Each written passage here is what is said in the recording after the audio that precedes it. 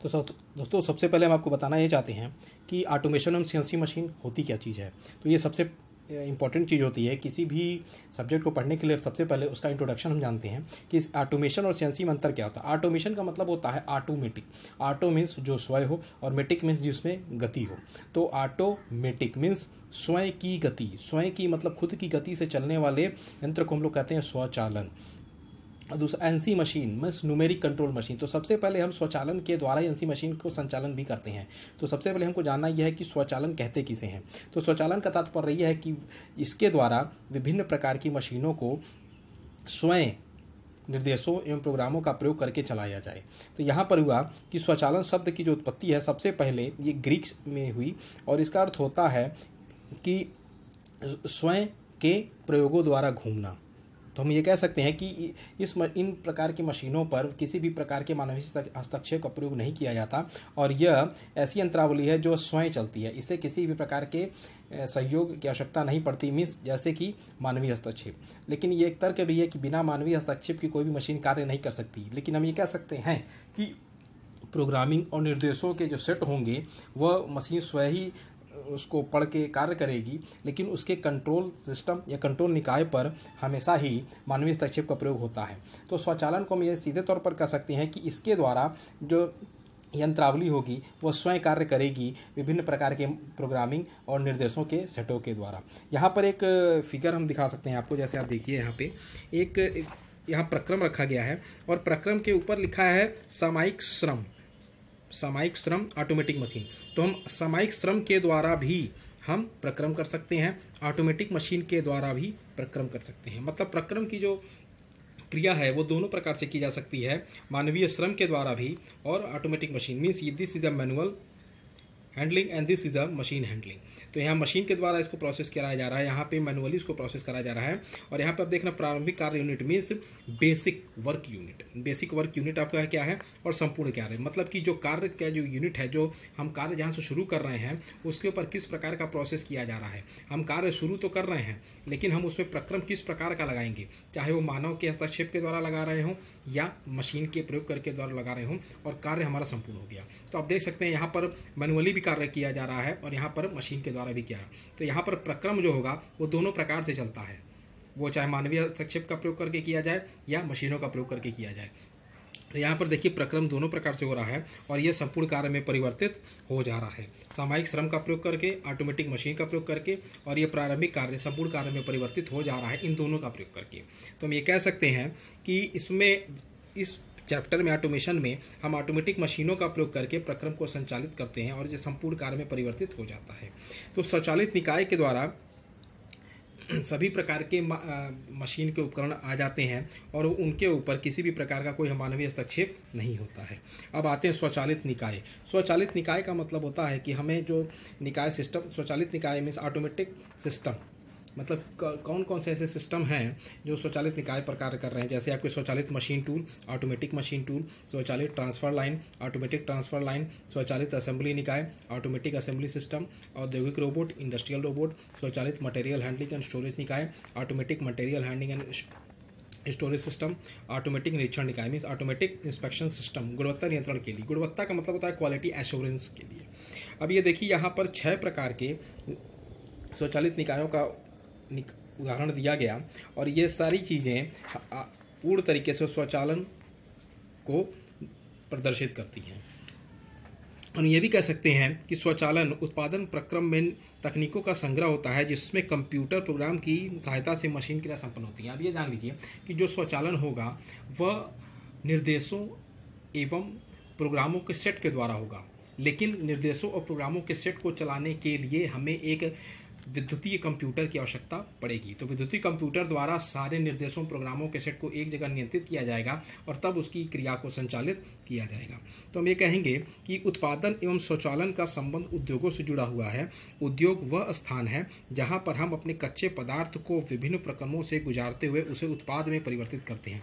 यहाँ सिंपल सी चीज़ यहाँ पे मतलब है कि उद्योग वह स्थान है जहां पर कच्चे पदार्थ मीन्स रॉ मटेरियल को विभिन्न प्रकार के प्रोसेस से गुजारने के बाद उसे प्रोडक्ट में हम परिवर्तित कर देते हैं। जैसे यहाँ पे प्रारंभिक कार्य यूनिट को हम लोग कह सकते हैं बेटा कि this is the raw material, आपको मिला, रॉ मटेरियल को प्रोसेस किया गया और वो प्रोसेस फिर प्रोडक्ट में कन्वर्ट हो गया। तो ये सिंपल सी चीज़ यही बताई गई है कि उत्पादन एवं स्वचालन का संबंध उद्योगों से हमेशा जुड़ा रहता है और उद्योग वह स्थान है जहां पर हम कच्चे पदार्थों को विभिन्न प्रकार के प्रक्रमों से गुजारते हुए उत्पाद में परिवर्तित करते हैं।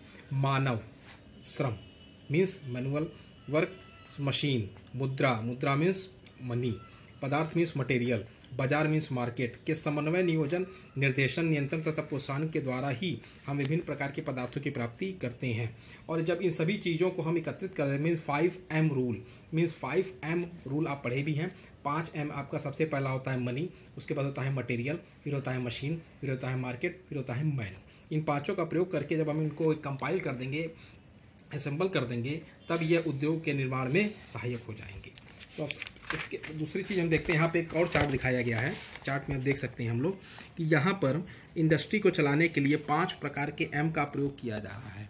देखिए 5 प्रकार के M, पहला है मैन, दूसरा है मशीन, तीसरा है मटेरियल, चौथा है मनी, पांचवा है मार्केट। इन पांचों M को जब हम एकत्रित करेंगे तब हम उद्योग की संकल्पना कर सकते हैं।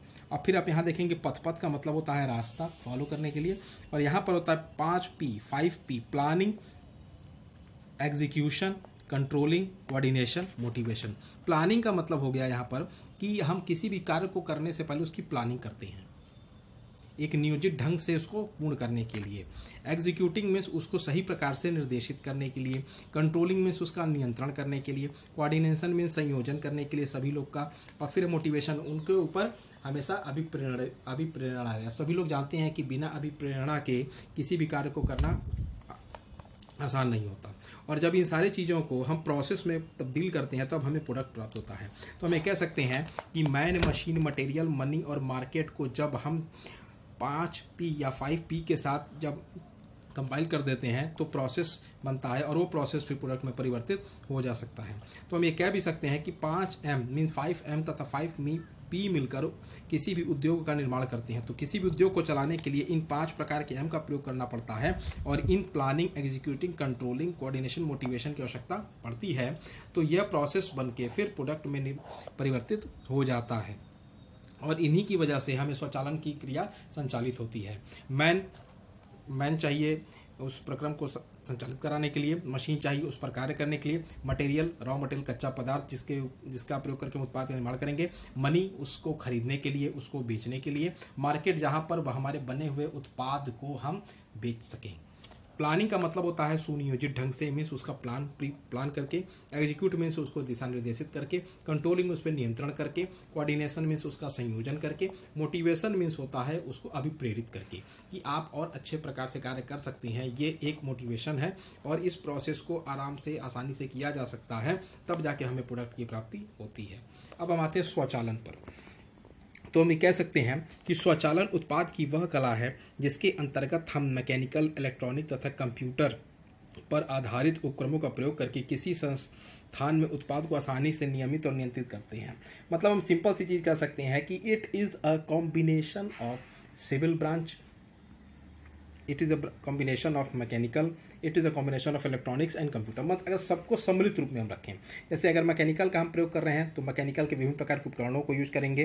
इलेक्ट्रॉनिक्स का प्रयोग करना है तो उसके अंदर पावर सप्लाई देने के लिए करेंगे, और कंप्यूटर का प्रयोग करना है तो उसके अंदर हम प्रोग्रामिंग को फिट करने के लिए करेंगे। 3 प्रकार के ब्रांचों का प्रयोग किया जा रहा है अहम, जो कि स्वचालन निकाय को संपादित करता है। सबसे पहला है मैकेनिकल ब्रांच, दूसरा है फिर आपका इलेक्ट्रॉनिक्स ब्रांच, तीसरा है कंप्यूटर साइंस ब्रांच। जब हम तीनों को एक सम्मिलित वे में रख देंगे तब हमें प्राप्त होगा एक आपका स्वचालन।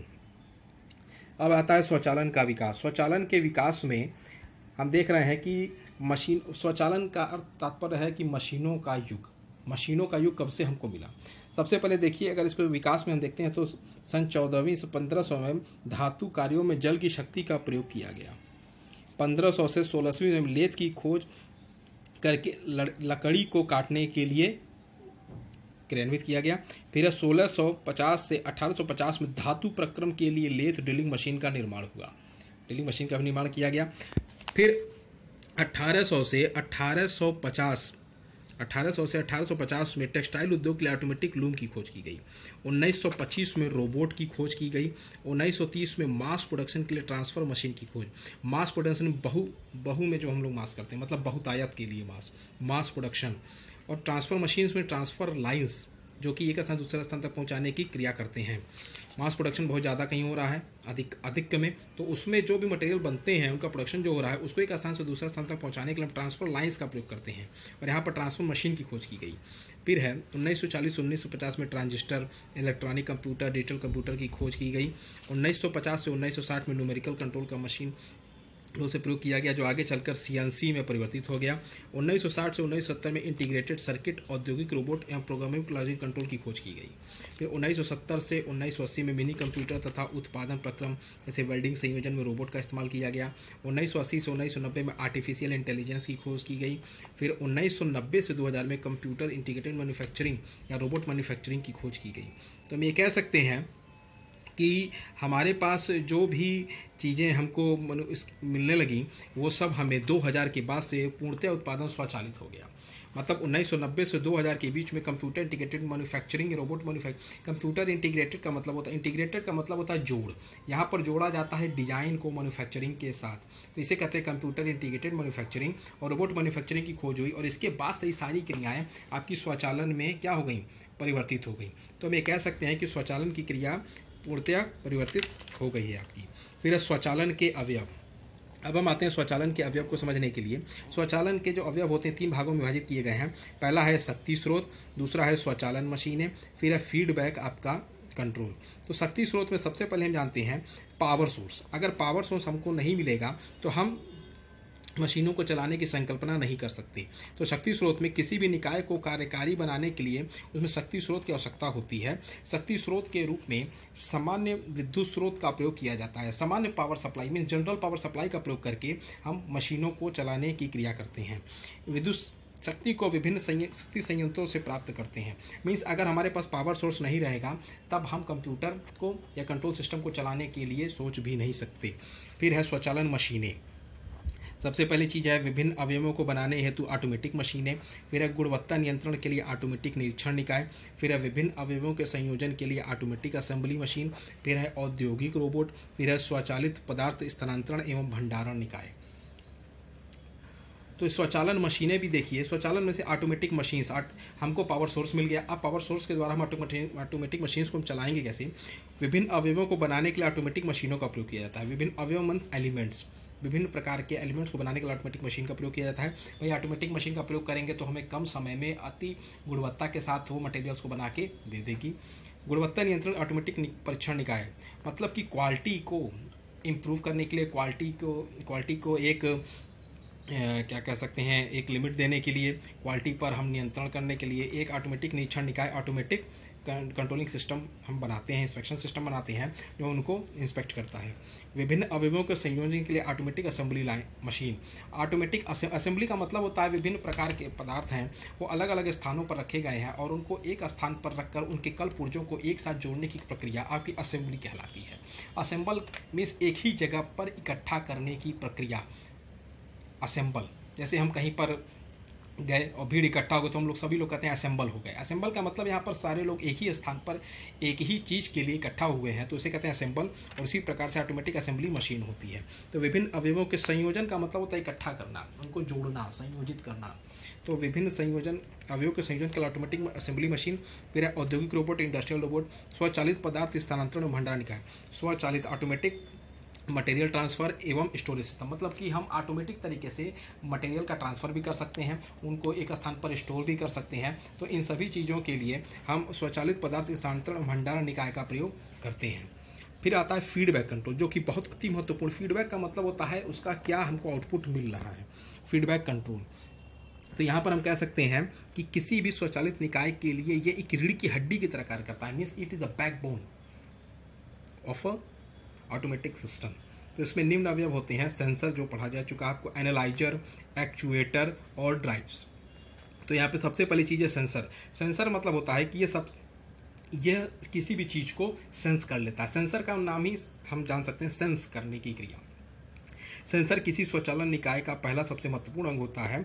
यह वह उपकरण है जिसकी सहायता से भौतिक गुणों में परिवर्तन को पहचाना जाता है तथा उसे सिग्नल में परिवर्तित किया जाता है। जब तक देखिए सेंसर वो सेंस करता है, वो टेम्परेचर को भी सेंस करता है, इन्वायरमेंट को भी सेंस करता है, कलर को भी सेंस करता है, लाइट को भी सेंस करता है। इन सभी चीज़ों को क्या करता है, वो सेंस करके सिग्नल में परिवर्तित कर देता है जिससे उसको मापा जा सकता है। ट्रांसड्यूसर की सहायता से भौतिक गुणों को सिग्नल में परिवर्तित किया जाता है। तो हम ये कह सकते हैं कि सेंसर जो होते हैं वो विभिन्न प्रकार की क्रियाएं करते हैं, जैसे कि वह तापमान को भाप सकते हैं, वह प्रकाश को भाप सकते हैं, वह आपके रंग को भाप सकते हैं। ठीक, तो ये मतलब कि भौतिक गुणों को भाप के, भौतिक गुण जैसे आकार, रंग, प्रकाश, तापमान, ये सब भौतिक गुण है। उन भौतिक गुणों को मापने के बाद अपनी स्थिति में परिवर्तन करने की जो क्रिया होती है वो सेंसर के द्वारा की जाती है।